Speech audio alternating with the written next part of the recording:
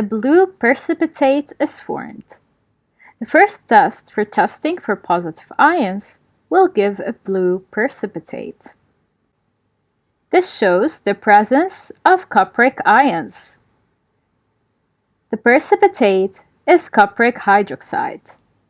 The blue precipitate indicates that we have cupric ions, since copper is blue in color. In this figure, we have the blue precipitate of cupric hydroxide.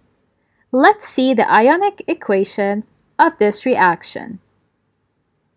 We have copper plus hydroxide reacts to give cupric hydroxide.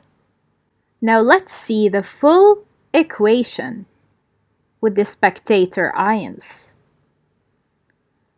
Cupric sulfate plus sodium hydroxide reacts to give cupric hydroxide plus sodium sulfate.